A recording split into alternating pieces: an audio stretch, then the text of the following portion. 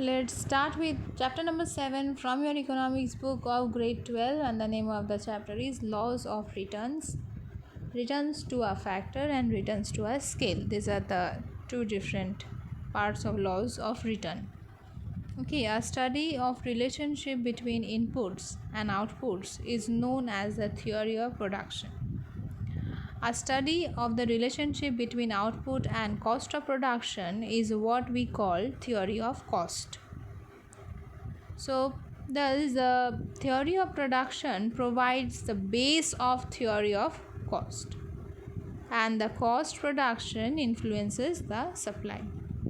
So today we are going to start this, and now we are going to know about the concept of production. So goods and services are needed to satisfy human wants, or we can say people's wants. Economists define production is a means of creation of utility.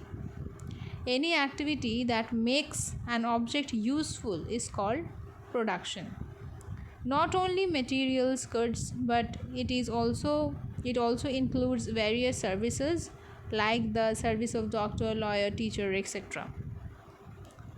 So the act of making goods and services and thereby adding utility to the object is called production in economics. So what is production function? Production process involves the use of various inputs or factors, services to produce output. Okay, the factors or the functional relationship between inputs and output is usually referred to as production function. A production function shows the maximum quantity of a commodity that can be produced per unit time. This is very important. Per unit time, with the given amount of inputs, with the best production technology available to use. So alternatively, it shows the minimum amount of inputs that are required to produce a certain level of output with the use of the best available technology of production. A production function may be expressed in the form of table, graph, or equation also. Okay, here in the book you can find there is an equation given. Qx is equal to f and f1, f2 and so on. So here x they are saying as a dependent variable. This is dependent on the independent variables, and the independent variables are the different inputs which is helping us to do the output. So here q is the output, x is the commodity, f are the independent variables, that means those are the inputs. Okay, in the next equation you can see is given here as qx, that is output of x commodity, and the variable here they have appointed two variables or two inputs, we can say, that is L and K.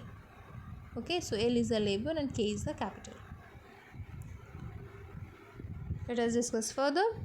So it is important to note the following points, important points about the production function. A production function is expressed with a reference to a particular period of time. Okay, express the quantity per period of time. Okay, number 2, it expresses the physical relation between the inputs and outputs are expressed in physical term. Number 3, production function describes a purely technological relation between what can be produced with the given amount of inputs depends upon the state of technology. Okay, so technology is playing a important role here. So economists normally distinguish between two periods, namely short run and long run. Okay, we are saying about the time, right? First point we took expressed in the quantities per period of time. So this time can be divided or segregated into two categories. One is the long run, other is the short run. So we can say short run refers to a period of time during which the amount of one or more inputs called the fixed factors cannot be changed. Okay, the factors, the inputs cannot be changed. Okay, we can also say that these are the variable inputs that cannot get changed in such short time. Short run is fixed plant period of a change, and a change in output produced results for making more or less intensive use of the fixed factors. That means in order to gain more from or in order to get some little bit more you can say output in the short run, they have to intensively use their fixed factors. They cannot change the factors, or they cannot change their output to as much they want. Okay, as because the inputs here, the fixed factors cannot be changed, so whatever is available with them, they have to use that, and that is not going to give a huge difference in the output. Next, long run.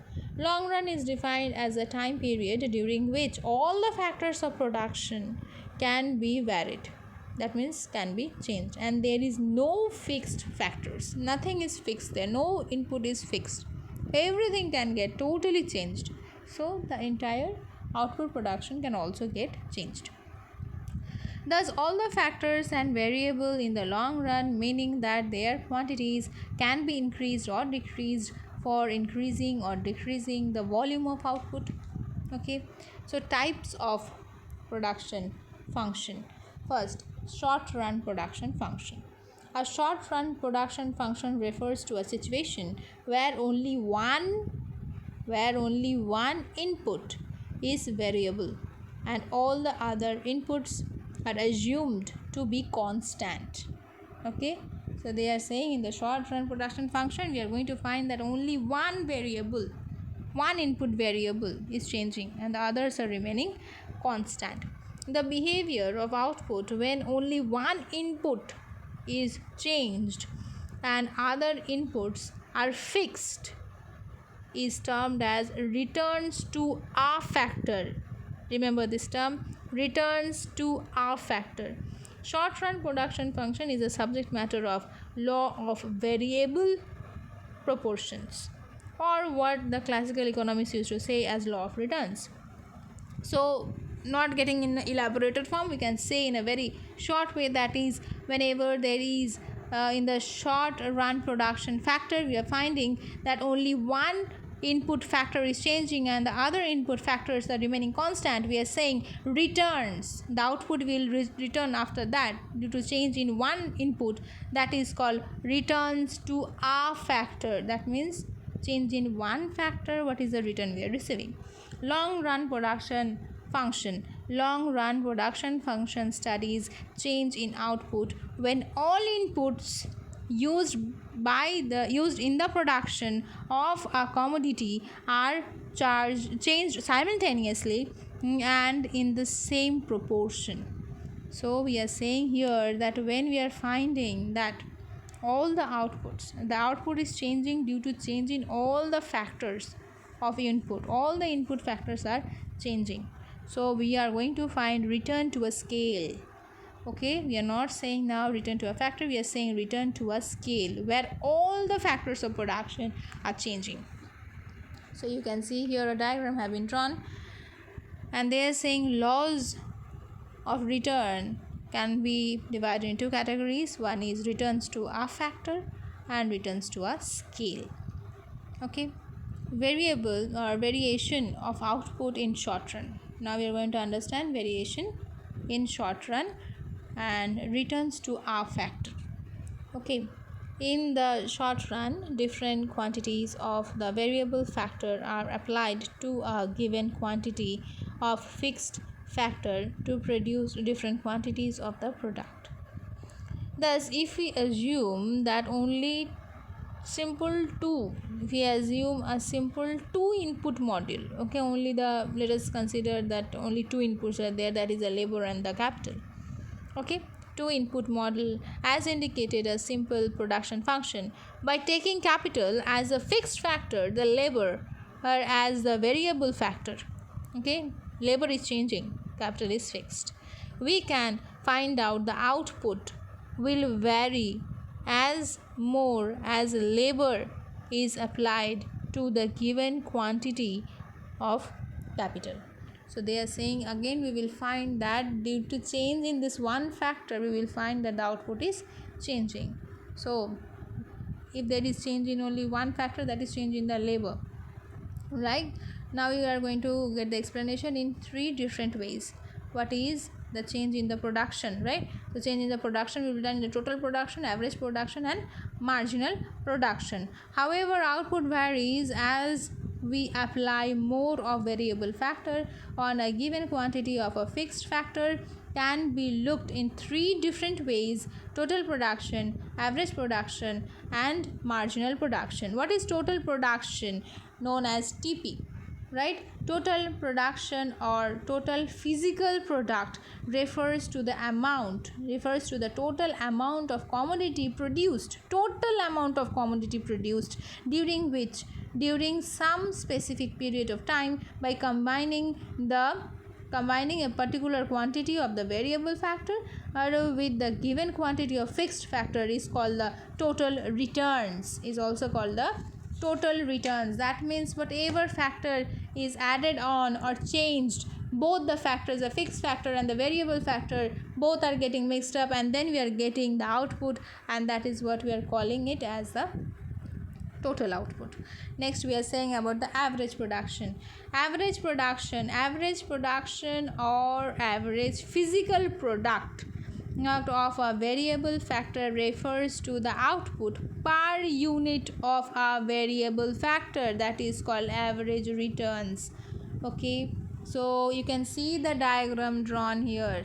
Okay, with every additional unit you see number of workers is 0, let it be. So number of workers 1. When the worker was 1, we can see the one labor was there, so number of pens they produce is 100. The average production is also 100, marginal production is also 100. But you can see when one more worker came, now we are having 2 laborers. So 2 laborers, they produced, both of them together produced 220 pens, right? But what was the average production? 110. Because the second one, we are not saying the 2 laborers, we are saying the second labor. The second worker produced 110 pen individually. This is called average production, which we can say average production L, that is the labor, is equal to total production by the labor. Okay, so we are getting here as the 110 is the answer. Next they are saying us about the marginal production. Marginal production means marginal production or marginal physical production is defined as the change in total production, okay, resulting from the use of one additional unit of the variable factor. That means with additional of every unit, what is the change in the total factor, total output, or you can say total production. With every additional unit of one labor, what is the increase in the total production we are getting? That is being said as the marginal returns or marginal production. Okay, next. So if we calculate the marginal production from this tabular representation, we will say that 220 minus 100 in the second for the second labor I am saying 220 minus 100. 220 is the total production of the second labor. 220 second production of the second labor. What was already in the total production? That was 100. So 210 minus 100, we are getting 120. Okay, next, relationship between average production and marginal production. So relationship between average production and marginal production follows when marginal production is greater than the average production. It means average production is rising. Okay, marginal production is more. we are saying marginal production is more than the average, then we will say average production is rising. When marginal production is equal, that means same, to average production, this means that average production is constant. When marginal production is less than the average production, this means average production is falling. Okay, with addition of every unit, we are finding that the production of those persons are decreasing. When marginal production can be positive, zero, or even negative, we will find that average production still remains in the positive format. Means average production never gets to zero. Okay, diagrammatically also this can be produced. What is written there, we are just discussing it. Whatever is shown in the diagram we have discussed, and now diagrammatically, it means in the graphical way, if you try to present, we can say as long as the marginal production curve lies below the average production curve, the average production curve is positively sloping curve. You can get to see this in your book of page number 122, figure number 1. When marginal production curve intersects AP, that is average production curve, this is the maximum point of the average production curve. When average production is at maximum. When marginal production curve lies below the average production curve, the average production curve slopes downward. That is, average production curve is declining.